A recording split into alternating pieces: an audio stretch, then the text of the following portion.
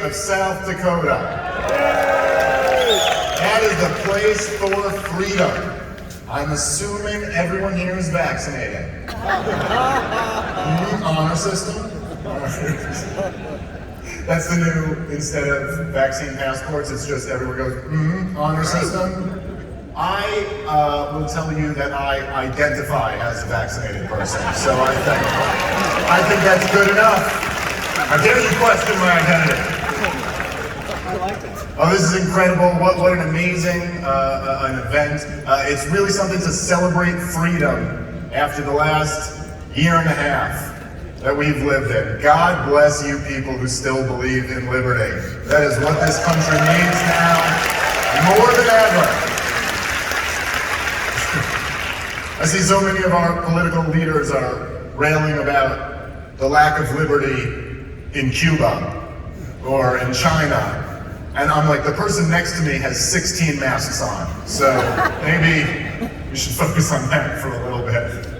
I don't know. I know a lot of people here were going to go to Vegas last year, and then they pulled the rug out from underneath us. And so I am so thankful that we found a place in South Dakota where they will still let you have an event celebrating the best of the American legacy, which has always been liberty. What a wonderful crowd. You look somewhat wealthier than the people I usually perform in front of. In the liberty space, we have our different sections. There's the ones who look like they were very successful in business. I don't usually talk to them. Then there's the ones who look like they just rolled around in mud. Those are my people. Thank you to the 5 of you who represent that group. I really still enjoy laughing at the spectacle of COVID, which is everywhere. On my hotel door, before I checked in, there's a little sign that says, "We promise we've cleaned your room, so you're safe from COVID." Which is awkward, because I always assumed you were cleaning my room before I checked in. Well before COVID was even a thing. It's almost like they're admitting it. They're like, listen, we've been full of it for years, but we seriously cleaned your room this time. Our top minds, that's how they figured out how to deal with this novel virus. They're like, we will put your TV remote in a plastic bag. Is that protecting you?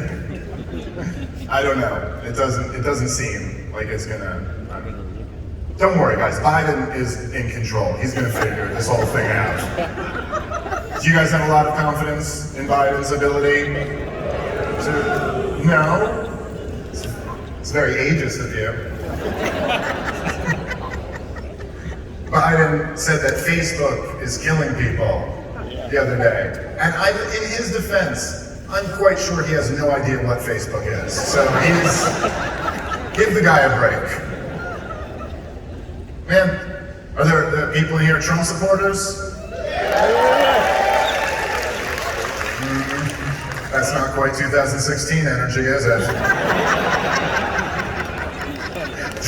Donald Trump in 2016, like you guys like Trump, like yeah! And then now they're like, I feel like Donald Trump messed with my head. You remember when Trump first became president? And you were like, it's so weird that Donald Trump is president, and now Donald Trump's not president. And I'm like, it's so weird that he's not the president. I just want to go back to the normal days. Donald Trump was president. Like I feel like I was in an abusive relationship.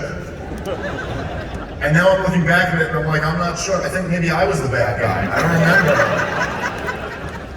I used to think he was an idiot. But now I look back and I'm pretty sure he's a genius.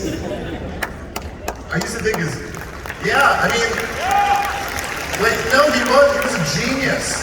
I remember the first time I ever heard him give Joe Biden a nickname. And I was like, you're not even trying anymore. This is a dumb nickname. He was like, who am I running against? Sleepy Joe? I was like, Sleepy Joe? That's your nickname? And now every time I see Joe Biden on TV, I'm like, this guy is so sleepy. I can't get over it. I can't even hear what he's saying. I'm just like, let him take a nap. He's so clean. clearly tired. He's in trouble. You ever see when Joe Biden's saying something and he just gives up in the middle of saying it? Like, I'm not saying like he gets confused or he says the wrong thing. I mean, he just bails on the idea of finishing the sentence. Like, Joe Biden starts a sentence and then he's like, look, we all know I'm not gonna finish this sentence. So I'm not even gonna try. So it's something, I've never seen another politician do it. I've seen politicians lie. That's normal. But I've never, Joe Biden, he'll just be like, look, in our first 100 days, you know. What? No, I don't know. What? Please finish that. He'll do this sometimes. He'll say something, and then in the middle of it, he'll go, they told me not to say this. He'll just keep saying it anyway. But you know, one of his managers backstage is like, no, that's the thing not to say. I just told you don't say that. Well, anyway, I know here at this event, there's a lot of people from all types of different backgrounds, all types of different cultural backgrounds, different political parties. I know there's Republicans, there's Libertarians, maybe even a Democrat or two snuck in here. I don't know. We weren't checking at the door. But the thing that unites everybody here, I think that everyone here would agree with, is that we all understand that the absolute highest, most noble political goal is liberty. And what an amazing event to have supporting that idea. So thank you so much. I'm so excited to be here with you guys the whole time. I'm a huge fan for you guys. And we've got so many great speakers and thinkers that are gonna be up here for you guys. We're all gonna be hanging out and having a lot of fun. And I get to introduce so many of them. And our first speaker, coming out here, I can't believe we booked this guy, because he has not done speaking events in quite a while. So, ladies and gentlemen, a man who needs no introduction, I give you the one and only Benjamin Franklin.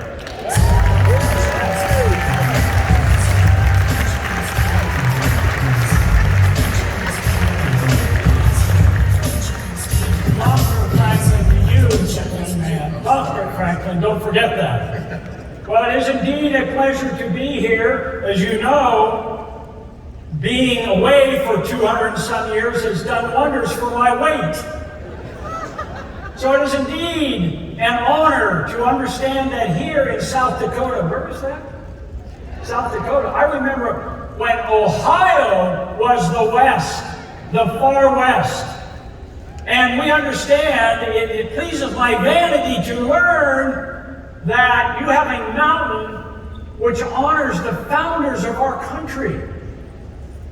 George Washington, General George Washington, Mr. Thomas Jefferson. But pray tell, where is John Adams? What would the American Revolution be without John Adams? I mean, I'm sorry, but who are these other two fellows that I'm not familiar with? They're not great, I'll be honest. So I've been told. However, I am concerned that Dr. Ben Franklin is not on Mount Rushmore. Boo! I have it on good authority that I am worth 100 times more than the founder of our country. Pray tell, is there anyone here who has a $100 bill who can confirm this rumor that my image has appeared on the most valuable currency? And of course, I loved paper money. Don't we all? So perhaps can they confirm, does someone here have a $100 bill? We got one up here, I'll come grab it. David, do your duty and find out if this is true. Retrieve the $100 bill, give it to me, and I will confirm. What is your name, sir? Gerald? Daryl. What kind of American name is that? Daryl. All right, the truth comes out. Oh my goodness. That's quite an appearance, yeah. Very, very good. Yeah, thank you. I just wanted to see if it's true, still true, that a fool and his money are soon parted.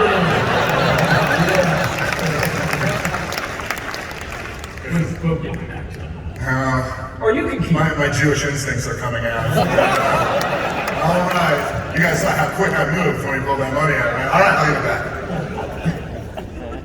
Now let me ask you young people a question, because you're all young to me. Here's my question. What is the phrase, complete the following phrase. We are testing you now on your American history of the Declaration of Independence. We hold these truths to be incorrect.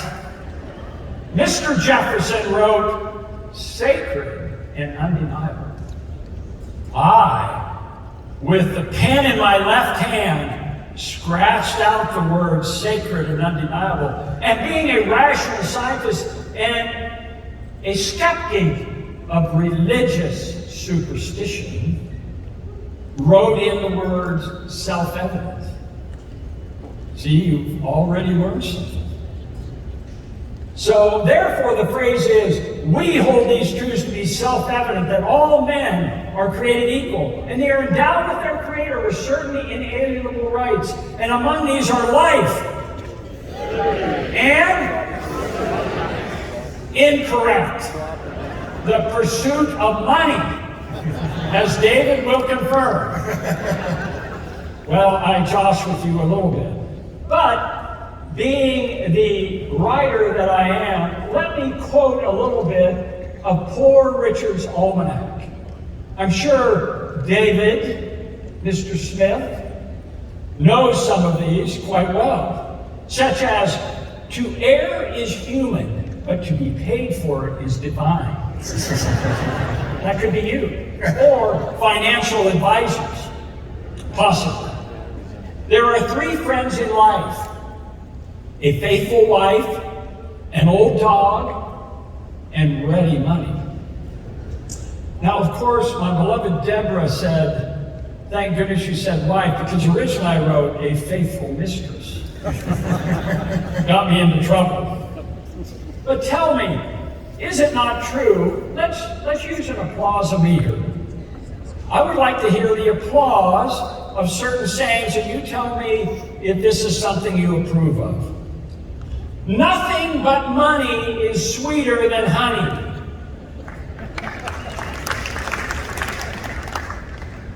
Polite applause.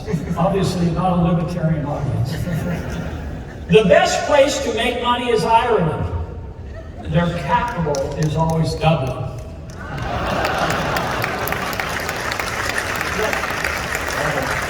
That's what we call a Dave Smith, for sure. 3 can keep a secret if 2 are dead. And for all you lawyers out there, a countryman between 2 lawyers is like a fish between 2 cats. Sadly, that's still true today.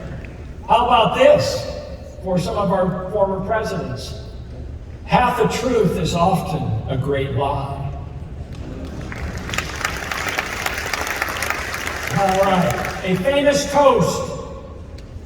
This is an occurrence when I was ambassador to France.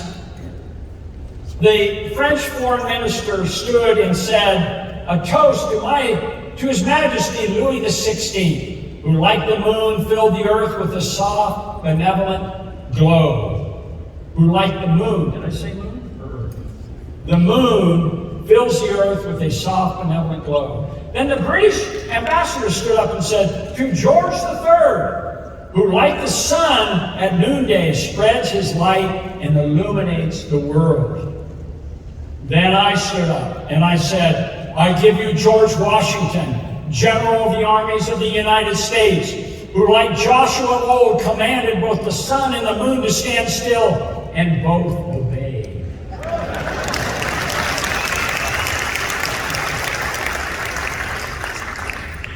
And one more, I don't want to belabor poor Richard's almanac. Tell me what you think of this. He that gives up essential liberty to purchase a little safety deserves neither liberty nor safety.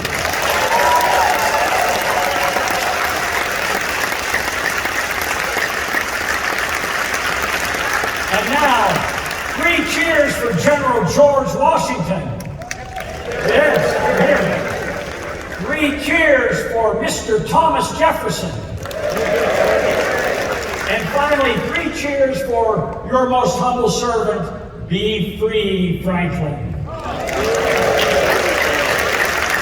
Today, and welcome to South Dakota Freedom Fest.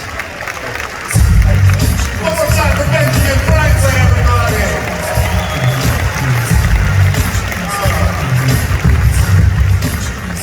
Benjamin Franklin. The guy comes to speak for you, and he kept his Twitter account longer than Trump. All right. All right, guys, your next speaker who we have coming up here for you guys, I'm very excited to have here. He's a television host, a best-selling author, and one of the most captivating public speakers out there. So everyone, please put your hands together for Jeffrey Hewitt, everybody. I'm sorry, my mistake. For Jeffrey Hazlett, everybody. Jeffrey Hazlett.